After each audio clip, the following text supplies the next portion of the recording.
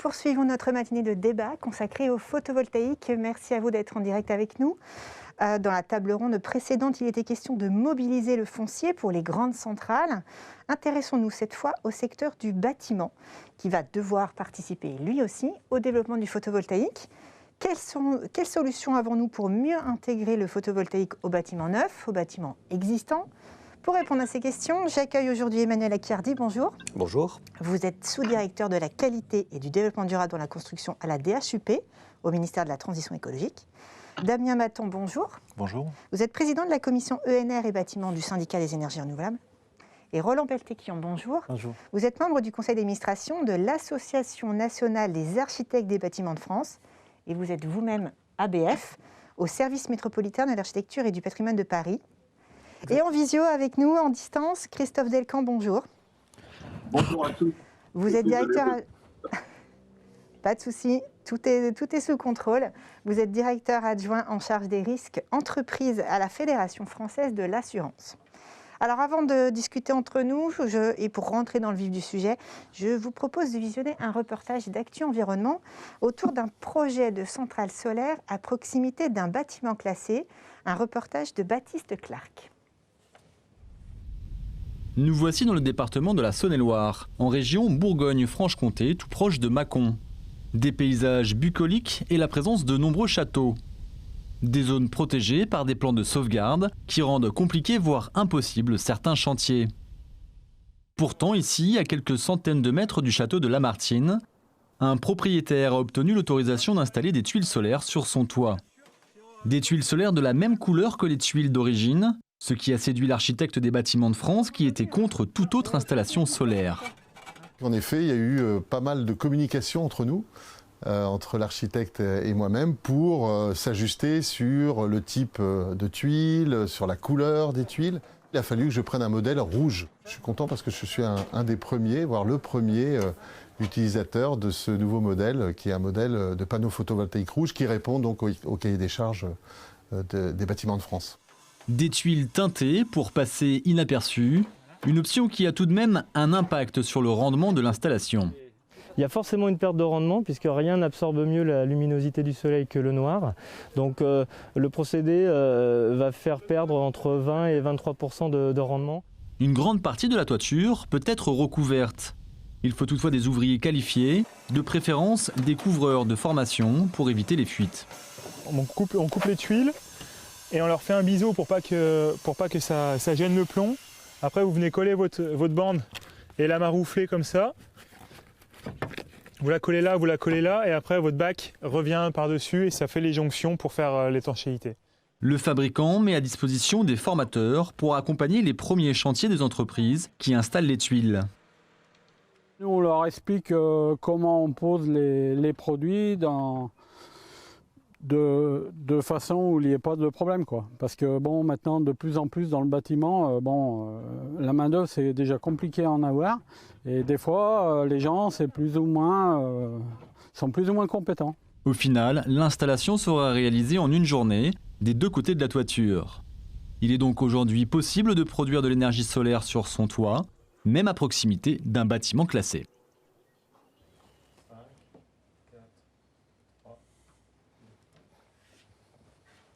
Alors comme nous venons de le voir, installer du photovoltaïque en toiture à proximité d'un bâtiment classé, c'est possible.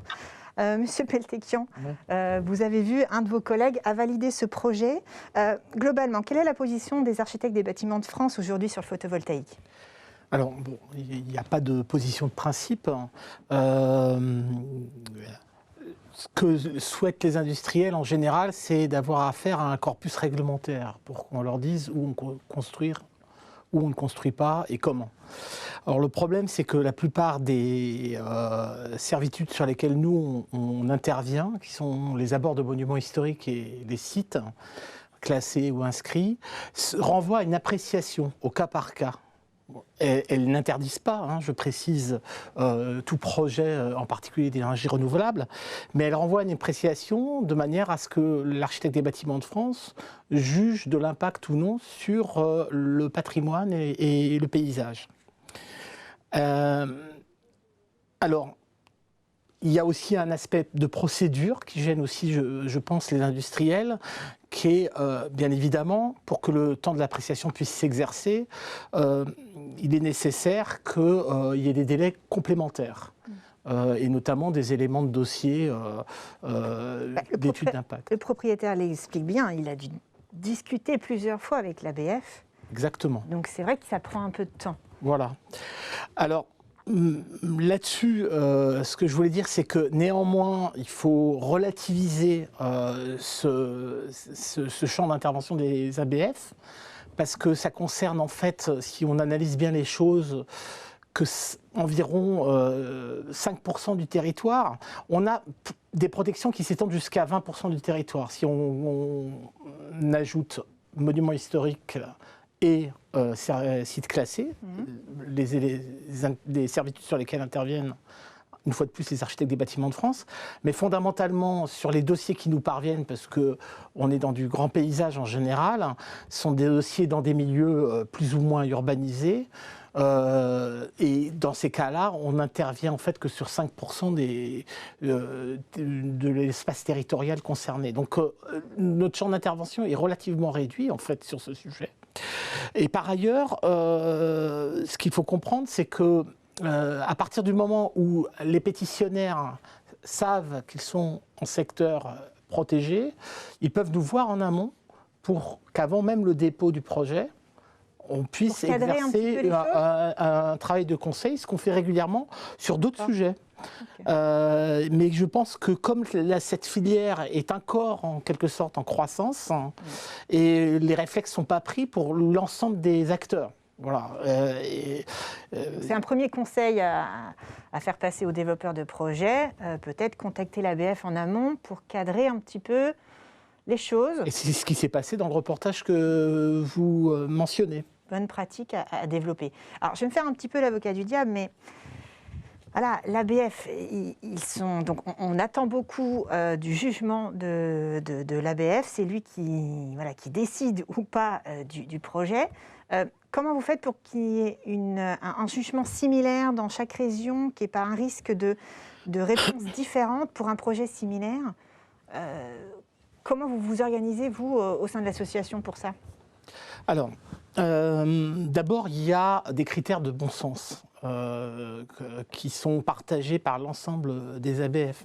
On l'a vu dans votre reportage, il y a une volonté dans l'intégration de l'objet qui est standardisé quand même, et qui vient rencontrer un espace particulier, volonté d'adaptation. Donc on pousse les industriels à développer des produits de niche. On y reviendra si vous voulez par la suite, mais qui permettent de gérer ce problème, notamment par exemple, on l'a vu ici, par rapport à une couverture de tuiles dominante, des panneaux orangés. Pour l'ardoise, on va être plus dans du noir. Donc, de ce point de vue-là, c'est intéressant pour les performances. L'encadrement également, l'encadrement du panneau lui-même, on souhaite que les panneaux soient beaucoup moins brillants que ce qu'ils sont et une teinte mate qui permette une meilleure intégration dans le paysage. L'effet de brillance par les reflets qu'elle cause est évidemment problématique en abord de monuments. Donc, il y a un travail d'innovation, de perfectionnement, d'adaptation des matériels. Alors, d'innovation des produits, je pense que absolument. Je pense qu'il n'y a pas suffisamment de produits encore, comme je vous l'ai dit, de niche spécialisés dans le secteur industriel. Ça commence à venir. Au dernier salon du patrimoine en 2019, il y avait des industriels, enfin des fabricants qui présentaient certains produits. Et par ailleurs, je pense aussi dans la pose. On a travaillé dans d'autres domaines avec des industriels des châssis, par exemple, sur l'encastrement sur le plan de toiture, sur la mise en place de meneaux qui copient un peu des architectures de baies, etc. On peut faire la même chose. Et de ce point de vue-là, notre association est disponible pour travailler sur des types de produits. Et enfin, plus généralement, on peut travailler là aussi avec les industriels, sur des chartes. Indépendamment de ce travail en amont, des chartes qui permettent de préciser en fait les démarches qui permettent d'accélérer le dossier, c'est-à-dire d'emblée d'aller voir par exemple sur le site de l'Atlas des patrimoines pour savoir si on est dans le secteur sauvegardé ou pas, en abord, en site classé. C'est aux développeurs de projets de se renseigner en amont. Voilà, les photos proches et lointaines qu'on demande pour pouvoir renseigner l'étude d'impact, etc. et qui permettent, à mon sens, aux usagers et aux fabricants de voir le marché se développer avec une plus grande fluidité, y compris dans les secteurs protégés. Alors, il y a un autre acteur qui est assez important dans le monde du bâtiment, ce sont les assureurs. Nous avons avec nous Christophe Delcamp. Quelle est la position des assureurs sur le photovoltaïque aujourd'hui ? Parce que la filière a connu quelques déboires. Au début, on a eu quand même quelques sinistres liés à des problèmes électriques ou à des problèmes de couverture. Aujourd'hui, quel regard vous portez sur les ENR et notamment le photovoltaïque ? C'est un sujet qui nous sert. Vous m'entendez bien ? Parlez un petit peu plus fort si vous pouvez, on vous entendra Alors, mieux. je vais essayer de forcer ma voix. Merci. D'abord, peut-être avant de répondre directement à votre question, je vais simplement rappeler peut-être deux principes fondamentaux de l'assurance. Il faut toujours faire œuvre de pédagogie pour bien faire comprendre vis-à-vis de la filière. Tout d'abord, je vais simplement rappeler l'implication des assureurs dans la promotion d'une croissance durable qui permet d'accélérer notamment l'intégration, la transition vers une économie bas carbone et une société plus résiliente face aux risques climatiques, avec des actions très concrètes et pas uniquement des incantations, et notamment la profession s'est engagée dans des actions financières d'investissement. On participe à un observatoire de la finance durable et on s'est engagé sur plusieurs actions et plusieurs objectifs très concrets. Je vais simplement vous en rappeler deux. Le premier, c'est de contribuer à financer la transition vers une économie bas carbone. Aujourd'hui, le montant des investissements verts des assureurs s'élève à 92 milliards, soit plus de 51% entre 2018 et 2019. Et enfin, c'est réduire à zéro les investissements dans le charbon thermique. Et les assureurs ont défini des politiques d'exclusion d'investissement visant à réduire leur investissement dans ce secteur, et notamment ils ne représentent plus que 0,5% de leur actif géré. Vous avez une politique très volontariste en matière de développement durable, dans sa globalité. Et par rapport au photovoltaïque, alors quel est votre... voilà. Est-ce que vous êtes aussi proactif dans le photovoltaïque pour, en tout cas, assurer les installations ? Oui, justement, il faut que ces actions se concrétisent par des actions métiers, des actions concrètes. Mais c'est vrai que face au photovoltaïque, on a un certain nombre d'enjeux. Le premier enjeu, c'est bien de connaître l'aléa. L'aléa, pour l'assureur, c'est la probabilité qu'un fait générateur de dommages survienne. Exemple, la survenance d'un arc électrique dans un boîtier de connexion, par exemple. Et cet aléa, le deuxième pilier que l'on analyse, ce sont les enjeux.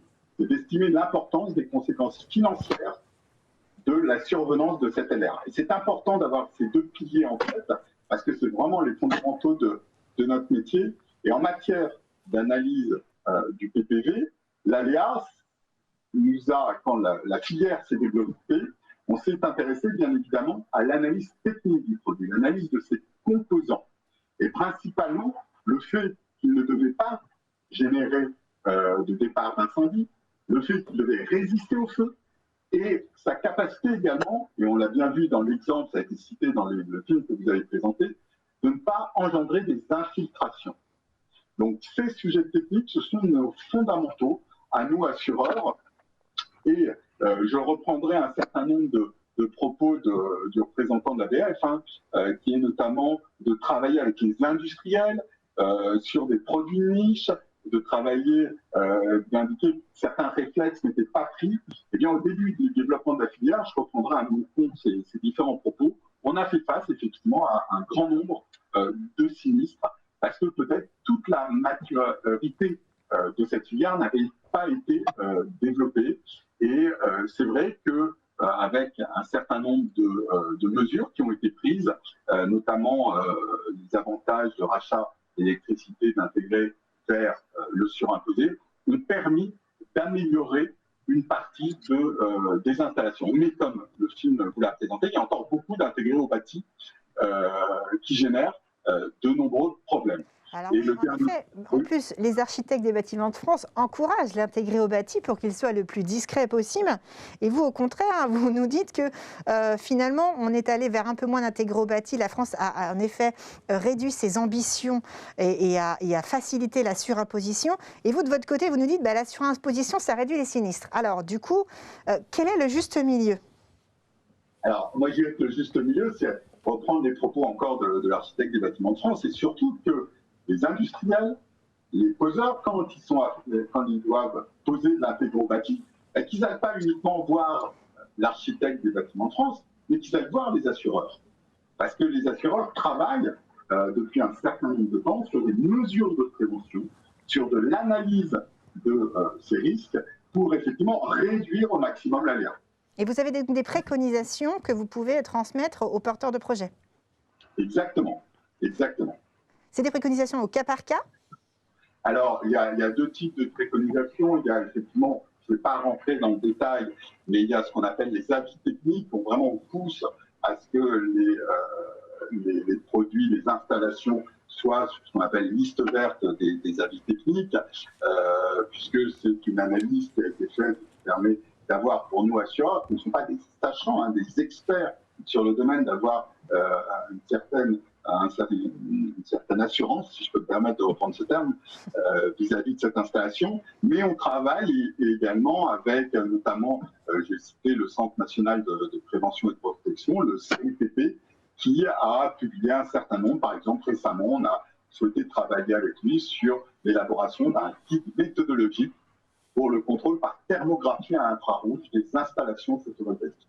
Parce qu'on estime qu'aujourd'hui, même s'il y a une amélioration, comme vous l'avez dit, le surimposé, il faut vraiment qu'on travaille sur les problématiques de maintenance, sur les problématiques d'entretien et sur les problématiques également de monitoring du débit de la puissance électrique générée par l'installation. On estime que c'est des signes avant-coureurs d'un défaut de l'installation sur lequel il faut intervenir. Alors, l'acceptabilité du solaire, elle vaut en milieu urbain, mais elle vaut aussi en milieu naturel. Monsieur Accardi, votre direction s'occupe également de tout ce qui est urbanisme dans les grands sites naturels. Aujourd'hui, est-ce que vous pouvez dire que le PV a aussi sa place sur des bâtiments, parfois placés dans des sites exceptionnels? Oui, absolument. On a des exemples réussis dans les grands sites d'insertion de bâtiments, donc avec des couvertures PV relativement harmonieuses, discrètes, qui s'intègrent bien au site. Donc on sait faire, puisqu'à la DHUP on s'occupe aussi des sites, de l'insertion paysagère et donc des sources d'énergie renouvelable. On a des bons exemples, des bonnes pratiques et on sait faire cela. Ça devient quelque chose une collaboration entre divers professionnels qui donnent de très bons résultats. Collaboration, ça a l'air d'être un mot important, puisque c'est un peu tout ce qui ressort de nos discussions en ce début de table ronde. Aller en amont voir les ABF, aller en amont voir les assureurs, ce serait un gage de réussite pour les développeurs de projets sur des bâtiments un peu particuliers. Donc à bien retenir, le message est passé pour nos téléspectateurs. Dans votre direction, Monsieur Accardi, vous vous occupez aussi de la rénovation énergétique des bâtiments existants. Est-ce que le solaire PV a sa place dans la grande politique de rénovation énergétique qui vient d'être accélérée grâce au plan de relance ? Alors, la rénovation des toitures est un des éléments clés, puisque c'est un endroit où il y a de la dépertition. Donc, c'est souvent parmi les travaux que l'on programme, on s'occupe de cet aspect toiture. Donc, oui, on a des exemples où on profite d'une rénovation de toiture pour installer, comme on l'a vu par exemple des tuiles solaires, là, comme on a vu dans le reportage, ou installer de toute façon un équipement en PV. Donc, c'est tout à fait possible. En revanche, on va dire que les principales incitations à la rénovation concernent des mesures d'efficacité énergétique. On considère qu'une installation proprement dit de photovoltaïque est une installation de production. On ne peut pas vraiment la ranger dans la catégorie des outils qui permettent de l'efficacité énergétique. Donc voilà, il n'y a pas forcément des aides. Toutes les aides à la rénovation ne concernent pas le PV, hormis dans certains cas, des aides de l'ANA. Donc voilà, on peut quand même arriver à concilier rénovation et aide à la rénovation et photovoltaïque. Mais ne pas oublier la partie réduction des consommations énergétiques avant on va dire, de répondre aux besoins énergétiques. La sobriété d'abord, tout à fait, oui. De réduire le besoin, c'est effectivement la première chose à faire. Le premier axe à faire, il ne faut pas l'oublier, exactement. Monsieur Mathon, vous voyez, voilà, quelques petits conseils émergent pour les porteurs de projets, anticipation, concertation. À votre avis, est-ce qu'aujourd'hui, tous les feux sont au vert pour faciliter le développement du PV sur des bâtiments existants, ou y a-t-il encore, selon vous, quelques points, quelques peut-être marges de progrès pour faciliter son développement ? Alors, tout d'abord, effectivement, il faut rappeler que l'enjeu de la solarisation du bâtiment existant est un enjeu de massification du solaire. Parce qu'on parlera sans doute de la réglementation applicable aux bâtiments neufs. Oui, on notre deuxième volet de table ronde, on parlera de bâtiments neufs. Qui est un sujet important, qui est un aiguillon, mais effectivement, la solarisation du bâtiment existant, c'est évidemment là que se situe l'enjeu de la massification. Et on l'a bien vu dans votre reportage, dès lors qu'on parle de bâtiment existant, effectivement, il y a une forme d'adaptation, un contexte qui est important. Et aujourd'hui, il faut se rappeler quand même que la France a été un peu à l'initiative de l'intégration bâtie. Oui. Ça remonte à il y a quelques années.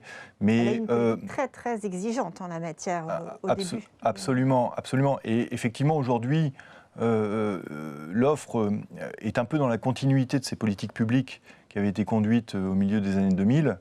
Et l'exemple que vous avez pu dévoiler à travers le reportage, cet exemple-là peut se multiplier. On a aujourd'hui, je ne voudrais pas citer de marque, mais on a des fabricants made in France.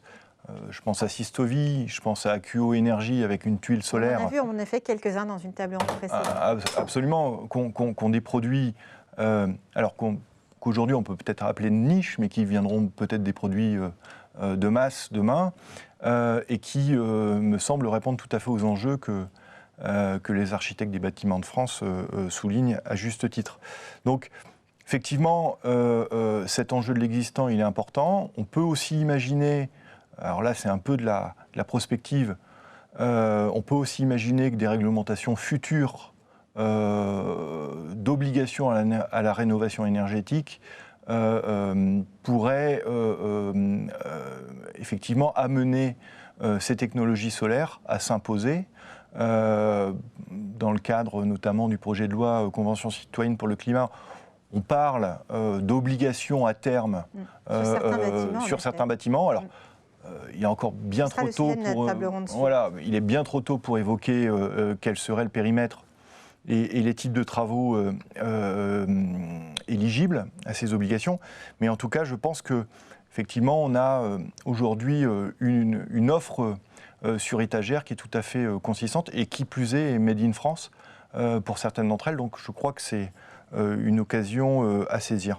Et que répondez-vous à M. Delcamp quand il évoque l'importance de la maintenance des installations ? Est-ce qu'aujourd'hui un contrat de maintenance est obligatoire sur une installation solaire ?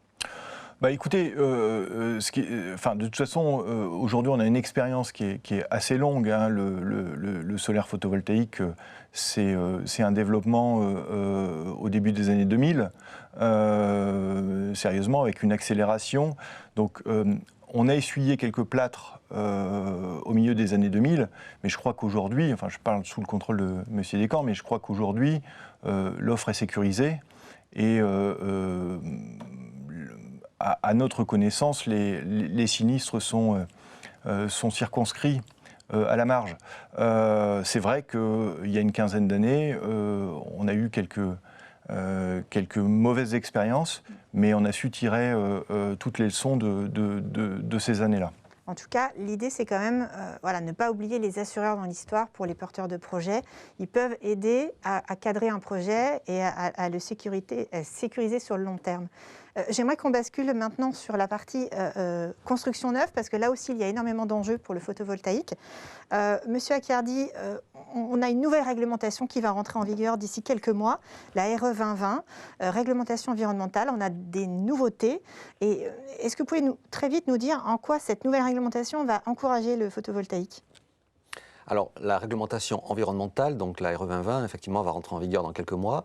C'est une nouvelle marche, une nouvelle étape par rapport aux réglementations précédentes qui ne concernaient que finalement l'énergie et l'exploitation, les réglementations thermiques. Actuellement, on est sous le régime de la RT 2012. Donc, les grands principes de cette future réglementation, c'est d'abord, je vais reparler, désolé, de sobriété, l'efficacité énergétique, de réduire le besoin. On l'a dit tout à l'heure, c'est la base. Ça, ce qui vaut pour le bâtiment existant vaut aussi pour le neuf. Et ensuite, l'énergie dont on a besoin, évidemment, c'est on privilégie de l'énergie décarbonée et de l'énergie renouvelable. Donc, dans ce contexte, on peut dire que le photovoltaïque, comme les énergies renouvelables, a toute sa place pour satisfaire les besoins des bâtiments de demain. Ensuite, l'élément nouveau et essentiel, c'est évidemment la partie carbone. C'est l'empreinte carbone du bâtiment sur l'ensemble de son cycle de vie, donc en construction, exploitation et fin de vie. Donc là, effectivement, ça va emmener à des réflexions peut-être nouvelles, ou en tout cas de poursuivre des réflexions sur le poids carbone, l'empreinte carbone des matériaux, des composants, des équipements, donc notamment du panneau. Donc je crois savoir qu'il y a déjà des avancées, des efforts. Et oui, il faut ça avait été évoqué un peu plus tôt, et donc ça va dans le sens tout à fait de la RE, c'est-à-dire de mesurer l'impact carbone et de travailler. Toutes les filières sont amenées à travailler sur l'amélioration de leur impact carbone. Donc voilà. Évidemment, le matériau, la provenance locale des matériaux, ce sont des choses qui vont être valorisées dans la réglementation environnementale. Puis le troisième volet, qui est essentiel, je le mentionne, c'est évidemment le confort d'été, le fait de préparer les bâtiments qui vont être construits à partir de maintenant à des adaptations du climat, des canicules plus importantes, plus durables. Voilà, donc Il y a aussi une grande volonté, évidemment, à sortir les énergies fossiles du bâtiment, et notamment avec des indicateurs qui donnent un maximum utilisable en termes d'énergie fossile, et du coup qui ouvre la voie aux ENR. Damien Maton, est-ce que vous pensez que cette nouvelle réglementation environnementale va assez loin pour le photovoltaïque ? Est-ce que ça va être vraiment un coup d'accélérateur ? Alors, nous, on ne se cache pas que pour l'aspect photovoltaïque, on est en colloque photovoltaïque, donc je vais commencer par le photovoltaïque. On a une déception par rapport à la RE 2020 sur deux aspects. On a un périmètre qui se limite à l'autoconsommation, c'est-à-dire que c'est uniquement la part autoconsommée de l'énergie produite qui rentre dans le calcul de la RE 2020. Or, par ailleurs, ce périmètre est restreint aux 5 usages et pas aux usages mobiliers. Donc là, on a une déception sur le fait que ça soit limité au périmètre de l'autoconsommation et que ce périmètre est lui-même limité aux 5 usages et pas au 6e usage, qui est l'usage des consommations mobilières, alors qu'on sait que l'électrification sera croissante dans les bâtiments neufs. Donc effectivement, on a une déception sur le photovoltaïque, comme on peut avoir aussi une petite déception sur la valorisation et la reconnaissance du gaz vert. Je ne voudrais pas, par rapport à M. Accardi, ne dresser que les mauvais côtés de notre point de vue de la RE 2020. Il y a aussi des bonnes choses dans la RE 2020. Et je voudrais le citer quand même, on est en colloque photovoltaïque, mais je voudrais quand même rappeler que les équipements de production de chaleur renouvelable seront plutôt individuels, seront plutôt gagnants. Le solaire thermique. Le solaire thermique, mais surtout les pompes à chaleur et les systèmes utilisant la biomasse seront plutôt les grands gagnants de cette réglementation qui, effectivement, comme l'a rappelé M. Accardi, fixe un seuil réglementaire sur le carbone pour lequel, évidemment, le placement de la PAC et des systèmes biomasse est plutôt avantageux.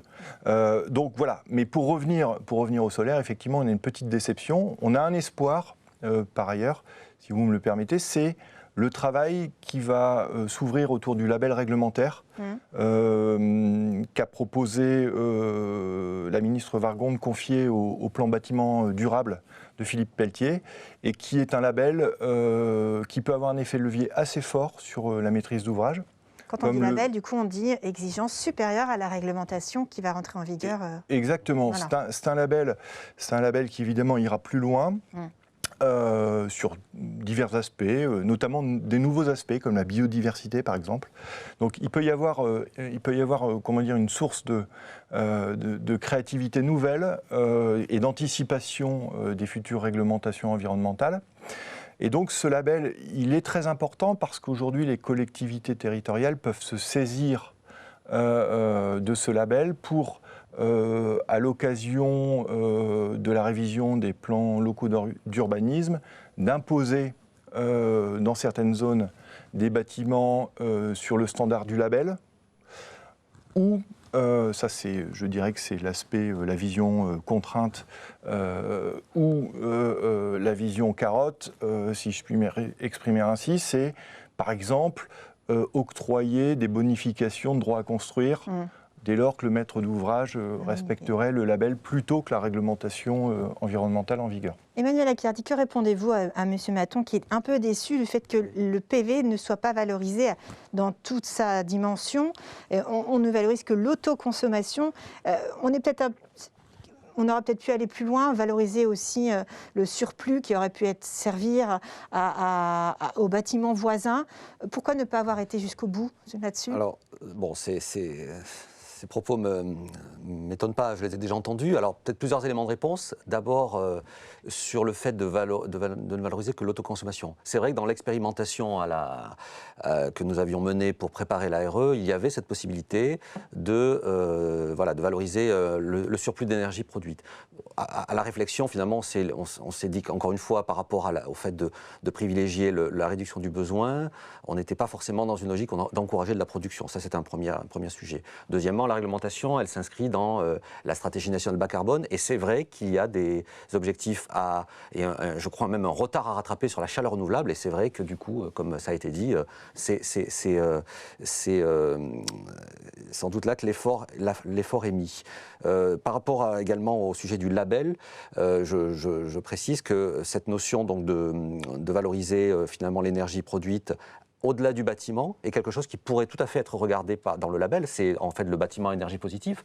On s'est aperçu par le biais de l'expérimentation et puis d'autres travaux qui ont été menés, que finalement c'était une logique qui dépasse le bâtiment et donc qui est un peu compliquée, puisque là on réglemente quand même du bâtiment, et dès qu'on commence à sortir, on travaille sur des îlots, on peut parler de quartiers à énergie positive, d'îlots, c'est quelque chose qui va un peu au-delà d'une réglementation sur le bâtiment et du code de la construction. Donc c'est tout à fait intéressant, mais on n'était pas forcément mûr, mais comme ça a été dit par M. Maton, on pourra tout à fait regarder cet aspect-là dans des travaux complémentaires, et peut-être qu'un jour on réglementera différemment finalement ces aspects du bâtiment et de son environnement, avec même une approche peut-être urbaine, et qu'on pourra tout à fait regarder ces aspects-là. On pourrait imaginer aussi des mutualisations entre le neuf et l'existant. Oui, voilà. Mais ça, on n'en est pas là parce qu'il y a des problèmes techniques et juridiques pour l'instant de regarder un périmètre plus large qu'un seul bâtiment. Monsieur Maton, pour conclure. Juste pour réagir, effectivement, donc c'est l'espoir qu'on fonde par rapport à l'élaboration du label, sans rentrer dans un débat technique. Cette